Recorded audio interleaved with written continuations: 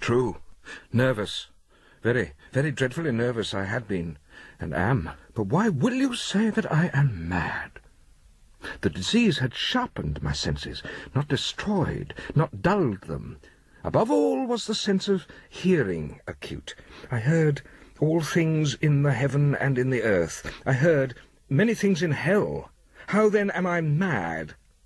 Hearken, and observe how healthily, how calmly I can tell you the whole story. It is impossible to say how first the idea entered my brain, but once conceived, it haunted me day and night. Object there was none, passion there was none. I loved the old man. He had never wronged me. He had never given me insult. For his gold I had no desire. I think it was his eye. Yes, it was this. One of his eyes resembled that of a vulture, a pale blue eye, with a film over it. Whenever it fell upon me, my blood ran cold, and so by degrees, very gradually, I made up my mind to take the life of the old man, and thus rid myself of the eye for ever. Now, this is the point. You fancy me mad. Madmen know nothing. But you should have seen me. You should have seen how wisely I proceeded, with what caution, with what foresight, with what dissimulation I went to work. I was never kinder to the old man than during the whole week before I killed him. And every night, about midnight, I turned the latch of his door and opened it, oh, so gently. And then, when I had made an opening sufficient for my head, I put in a dark lantern, all closed, so that no light shone out, and then I thrust in my head. Oh, you would have laughed to see how cunningly I thrust it in. I moved it slowly, very, very slowly, so that I might not disturb the old man's sleep. It took me an hour to place my whole head within the opening so far that I could see him as he lay upon his bed. Ha! Would a madman have been so wise as this? And then, when my head was well in the room, I undid the lantern cautiously, oh, so cautiously, for the hinges creaked. I undid it just so much that a single thin ray fell upon the vulture eye. And this I did for 7 long nights, every night, just at midnight. But I found the eye always closed, and so it was impossible to do the work. For it was not the old man who vexed me, but his evil eye. And every morning, when the day broke, I went boldly into the chamber and spoke courageously to him, calling him by name in a hearty tone, and inquiring how he had passed the night. So you see, he would have been a very profound old man indeed to suspect that every night, just at 12, I looked in upon him while he slept. Upon the 8th night, I was more than usually cautious in opening the door. A watch's minute hand moves more quickly than did mine. Never before that night had I felt the extent of my own powers, of my sagacity. I could scarcely contain my feeling of triumph. To think that there I was, opening the door little by little, and he not even to dream of my secret deeds or thoughts. I fairly chuckled at the idea, and perhaps he heard me, for he moved on the bed suddenly, as if startled. Now, you may think that I drew back, but no. His room was as black as pitch, with the thick darkness, for the shutters were close fastened through fear of robbers, and so I knew that he could not see the opening of the door, and I kept pushing it on steadily, steadily. I had my head in, and was about to open the lantern, when my thumb slipped upon the tin fastening, and the old man sprang up in the bed, crying out, "Who's there?" I kept quite still, and said nothing. For a whole hour I did not move a muscle, and in the meantime I did not hear him lie down. He was still sitting up in the bed, listening, just as I have done, night after night, hearkening to the death watches in the wall. Presently I heard a slight groan, and I knew it was the groan of mortal terror.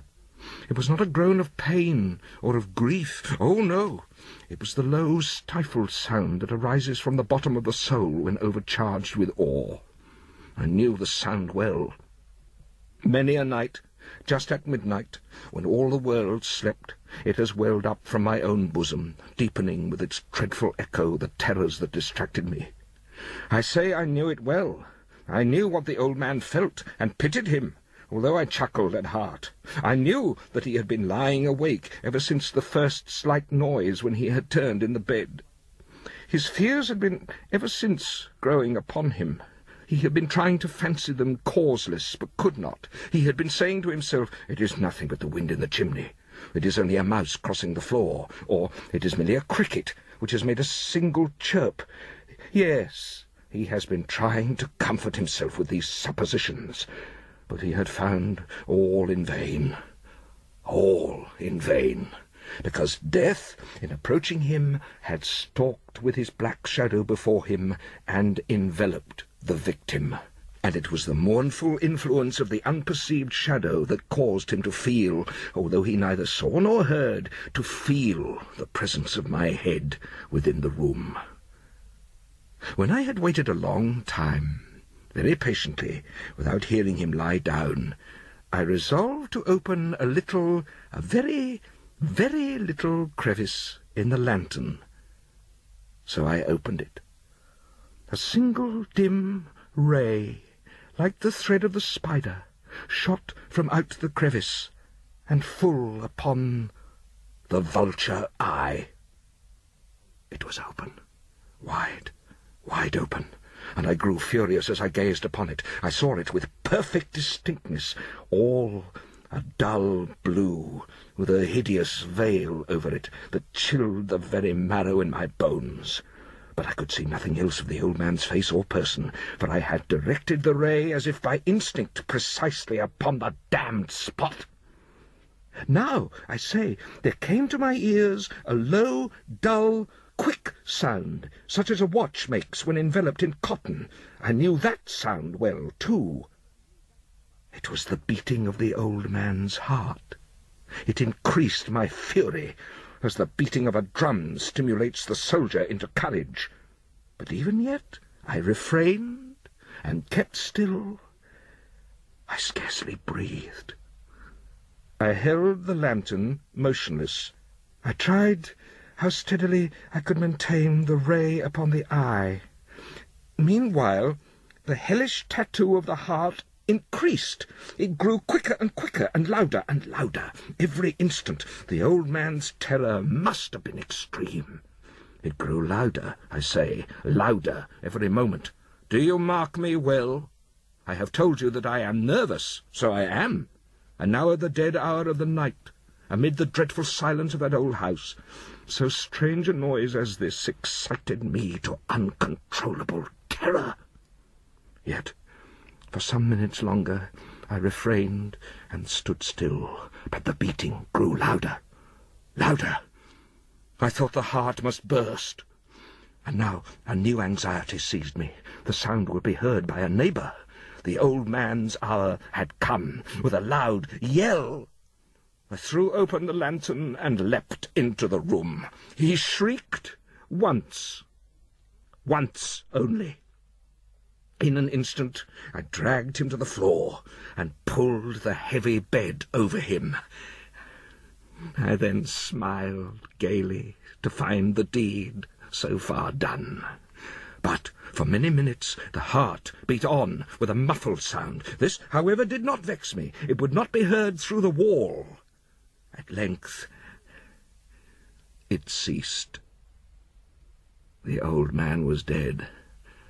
I removed the bed and examined the corpse. Yes, he was stone dead. His eye would trouble me no more.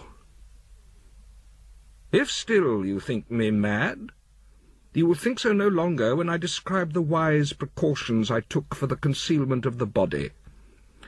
First of all, I dismembered the corpse. I cut off the head and the arms and the legs. I then took up 3 planks from the flooring of the chamber and deposited all between the scantlings. I then replaced the boards so cleverly, so cunningly, that no human eye, not even his, could have detected anything wrong. There was nothing to wash out, no stain of any kind, no blood spot whatever. I had been too wary for that. A tub had caught all. When I had made an end of these labours, it was 4 o'clock, still dark as midnight. As the bell sounded the hour, there came a knocking at the street door. I went down to open it with a light heart, for what had I now to fear? There entered 3 men who introduced themselves with perfect suavity as officers of the police. A shriek had been heard by a neighbour during the night. Suspicion of foul play had been aroused. Information had been lodged at the police office, and they, the officers, had been deputed to search the premises. I smiled. For what had I to fear? I bade the gentleman welcome. The shriek, I said, was my own in a dream. The old man, I mentioned, was absent in the country. I took my visitors all over the house. I bade them search well. I led them at length to his chamber. I showed them his treasures, secure, undisturbed. In the enthusiasm of my confidence, I brought chairs into the room and desired them here to rest from their fatigues, while I myself, in the wild audacity of my perfect triumph, placed my own seat upon the very spot beneath which reposed the corpse of the victim. The officers were satisfied. They sat, and while I answered cheerily, they chatted familiar things. But ere long I felt myself getting pale, and wished them gone. My head ached, and I fancied a ringing in my ears. But still they sat, and still chatted. The ringing became more distinct. I talked more freely to get rid of the feeling, but it continued and gained definitiveness, until at length I found that the noise was not within my ears. No doubt I now grew very pale, but I talked more fluently and with a heightened voice, yet the sound increased, and what could I do? It was a low, dull, quick sound, much such a sound as a watch makes when enveloped in cotton. I gasped for breath, and yet the officers heard it not. I talked more quickly, more vehemently, but the noise steadily increased. I arose and argued about trifles in a high key and with violent gesticulations, but the noise steadily increased. Why would they not be gone? I paced the floor to and fro with heavy strides, as if excited to fury by the observation of the men, but the noise steadily increased. Oh, God! What could I do? I swung the chair upon which I had been sitting and grated it upon the boards, but the noise arose over all and continually increased. It grew louder, louder, louder, and still the men chatted pleasantly and smiled. Was it possible they heard not? Almighty God! No, no. They heard. They suspected. They knew.